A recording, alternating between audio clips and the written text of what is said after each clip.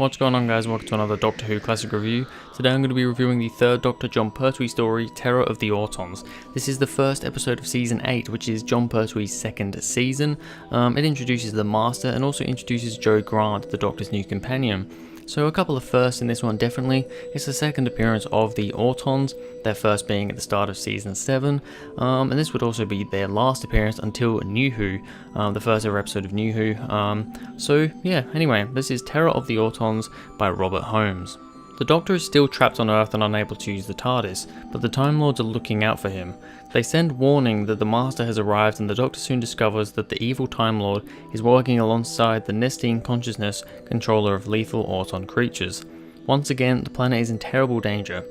Can the Doctor and his new assistant Jo Grant save it before it's too late and the true terror of the Autons is revealed? So once again, we've got a nice, fairly simple but relatively exciting plot synopsis on the back of the DVD there. And yeah, Terror of the Autons, first episode of season 8, Jon Pertwee's second season. Yeah, one I was quite looking forward to. I haven't reviewed Spearhead from Space yet, which actually came with this. You know, I got the set which has Spearhead from Space and Terror of the Autons.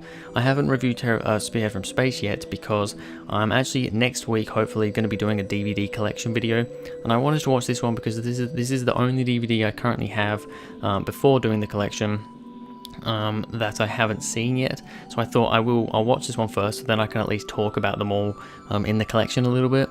But anyway, that's going off topic a little bit, so let's get started with the cast.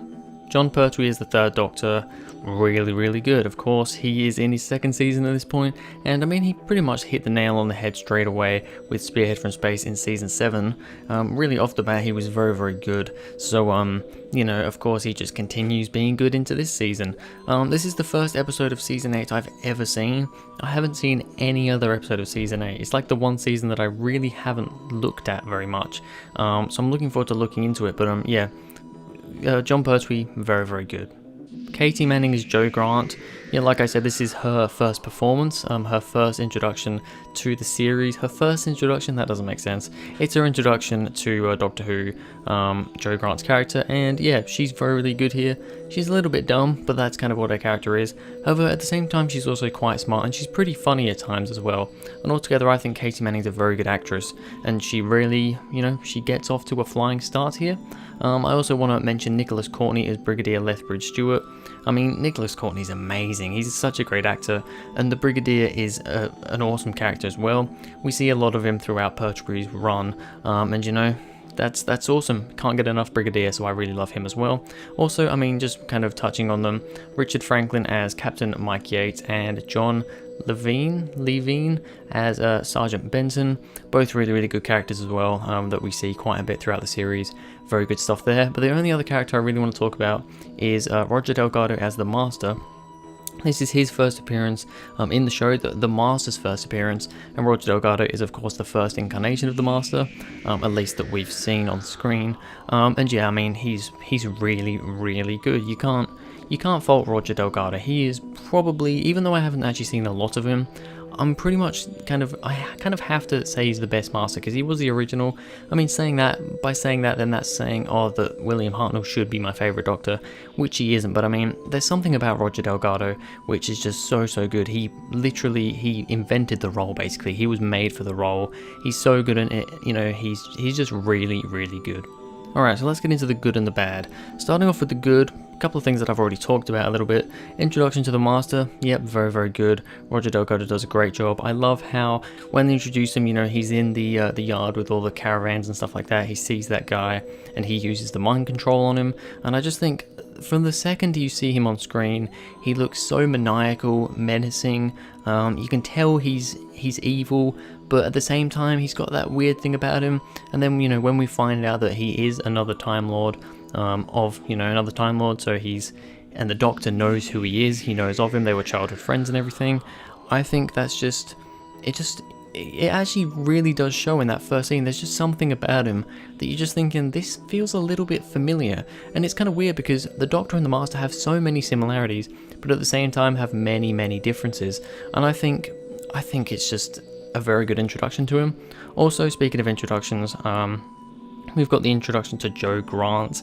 Like I said, she's really, really good as well. I love when she first comes in, the doctor thinks that she's the tea lady. He's like, no, I don't want any tea. She's like, no, I'm your new assistant. And the doctor's like, oh no. He's like, oh God, please. Why have they sent you? And you know, when she says what qualifications she has, he's like, well, that's very nice, but you're not quite what I need. I need a scientist. And she's like, well, I can do what you want. You can just tell he's like, oh God, why have they sent her? So yeah, really, really good introduction for her as well. The Master hypnotizing people. Yeah, I do quite like that the Master can hypnotize people. It's something that I don't at least think that the Doctor has ever really been able to do. Is it a thing that all Time Lords can do, or is it something specific to the Master? I'm not 100% sure. They might have explained that at some point, which I just don't know of, haven't seen the episode of yet or whatever. But I do like how the Master can hypnotize people. It makes him a bit more evil with the things he can do, and I don't understand how he can make people like shrink. That comes up a lot, especially in Anthony Ainley's Master as well. There's a lot of weird stuff there, but the Master hypnotizing people, I think altogether, it adds to his character. It makes him a bit more interesting, and yeah, all round is a pretty decent thing. The Doctor failing to fix the TARDIS. Such a funny scene, you know, at the start when he's like, I don't want to set the world on fire. You know, he's singing, and then all the smoke comes out of the TARDIS, and you see him come out, you know, coughing and trying to blow the smoke away, waft the smoke away. Really, really funny moment. I mean, throughout the whole story, we have him trying to fix the TARDIS, because obviously he doesn't want to be exiled to Earth. He's trying to get away, but and I love how he keeps getting distracted by, you know, the Brigadier telling him to do stuff, because he is working for UNIT now. And yeah, I really love that stuff. Throughout the whole episode, he's trying to fix the TARDIS. I love how he takes the Master's, what is it that he takes? I can't exactly remember exactly 100% what it's called, but he takes, you know, what's broken in his TARDIS. He takes it from the Masters, and then the Master can't fly away either, and I like how that is kind of the setup to why the Master is going to be in all of Season 8. I like that setup, and I'm interested to see how that gets resolved in the end. You know, whether he gets it back or whatever at the end of the season, because I don't know. I haven't seen any more of Season 8, but yeah, altogether the Doctor trying to fix the TARDIS is some very, very fun stuff. And then finally, for the good stuff, the daffodils being used to suffocate people with plastic. I thought, you know, on the whole, and I will get into this in a second, on the whole, I wasn't the biggest fan of the Autons in this, and I will get into that when I talk about the bad stuff, but the one thing that I did like was the daffodils. I like, you know, in this one, there's more of an emphasis than there was in Spearhead on, you know, Spearhead was just the Autons, you know, the window shop mannequins, they're taking over. In this one, it's just pretty much anything plastic, so, you know, the Doctor getting strangled by that telephone cord, I thought that was pretty cool.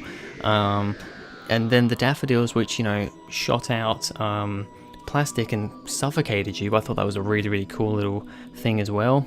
Just a nice, you know, something to add to the story. And I did quite like that, you know. I think the things other than the Autons, you know, the other plastic things that they decided to, you know, bring to life in this were all pretty good. Just the Autons themselves, which we will get into in a second. Alright, so let's get into the few bad things I do have to say. There's not a lot, but there is a couple. Firstly, the Time Lord that teleports himself like a TARDIS. What was going on there? I was a bit confused. You know, that Time Lord comes to warn the Doctor, to tell the Doctor that the Master is here and, you know, you better sort it out. But I don't understand, you know, firstly, we hear the TARDIS, we hear a TARDIS, but it turns out it's this dude, and he's not travelling in a TARDIS. He's just travelling himself, but he sounds like a TARDIS. But then, you know, when he appears, he sounds and looks like a, you know, the way he fades in and everything, it's just like a TARDIS. But then when he goes away, he just pops away, so just boop, and he's gone. And I'm like, is he supposed to be a TARDIS? What's going on here? I'm very confused. They didn't really say anything about that and kind of, you know, tell us what was going on there. So yeah, I was a little bit confused by that and didn't really understand it. The police Autons are far too human looking. Now, in New Who, Pandora Karopan's Big Bang is the main one here. We got completely human looking Autons. You know, we had Rory Williams as an Auton, and I don't really like that. I think it's a bit weird, but at the same time, the Autons have evolved so much by that point that I can kind of be like, okay, maybe they can make themselves look realistic. They can put, you know, real people's kind of thoughts and memories into these Autons. Kind of makes sense, but at this point, I don't understand it, because all the Autons at this point that we see before and after are all, you know, these really shit looking Autons, which just don't look very good.